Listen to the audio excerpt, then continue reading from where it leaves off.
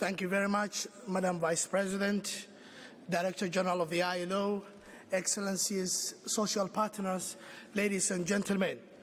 It gives me great pleasure to address you and speak on behalf of the Federation of Somali Trade Unionists at the 108th session of the International Labour Conference on the occasion of the celebration of the centenary of the only tripartite organization of the United Nations system, the International Labour Organization.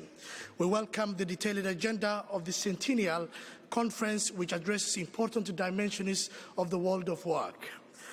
Delegates, let me first of all, on behalf of the tripartite constituencies of Somalia, thank you most sincerely for reinstating the voting rights of the Federal Republic of Somalia. We wish to congratulate the Director General of the ILO on his report, and in particular for emphasizing the need for more towards the advancement of the world of work initiatives and the need to focus on the historically neglected issue of equality. Recently, we observed a microscope focusing on two issues affecting women at work, namely problems of harassment and violence. As the Director General's report points out, the goal of equality, justice and progress is still far from slow and even and uncertain. That is why, during this conference, we should put much effort into negotiating and adopting an international labor standard that is indispensable of laying a solid legal basis to guide the fight against violence and harassment in the world of work. This realization will be a major contribution to the broader push for equality.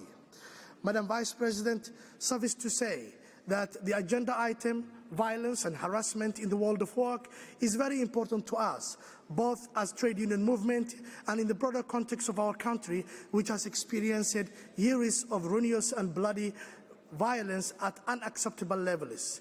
Every year, hundreds of Somali workers, especially women, die as a result of workplace violence. Therefore, allowing harassment and violence in the workplace without a solution is not only costly, but totally unacceptable.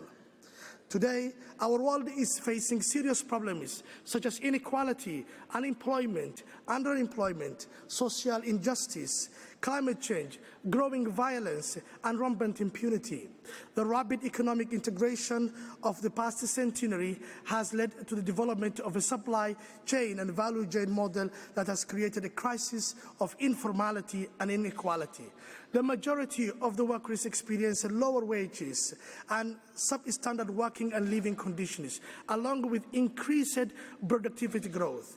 The lion's share of improved economic growth benefits just a few, while the majority, including the global workforce, continues to sink into poverty, misery, and fear of unprecedented exploitation. Since these problems result from decisions based on economic rationality and dehumanization of politics, the ultimate solution must be revitalization and the restoration of the human-centered development agenda. Therefore, it is imperative that we develop a new way of thinking, a paradigm shift that must be grounded in the very foundation of freedoms, human dignity, social justice, and decent work for all. We are pleased to report that since the last International Labour Conference, Somalia has taken concrete steps to foster inclusion, social dialogue, and tripartism in a policy formulation and implementation.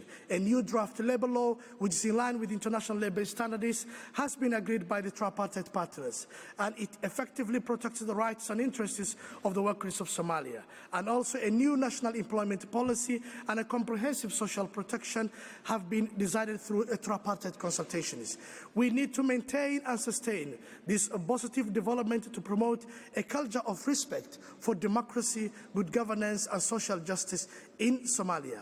We view unemployment as a major hurdle in realizing lasting peace, stability, and development in Somalia, and urge the ILO to scale up its efforts for assisting Somalia in employment generation.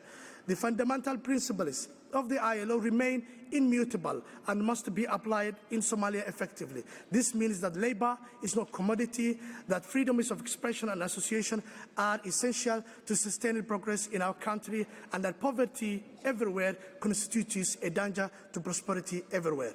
Finally, In charting a path for the next 100 years, this principle is enshrined in the Declaration of Philadelphia, and it is mentioned, quote, "There can be no lasting peace without social justice," close the quote, must guide us for the next 100 years. I thank you very much.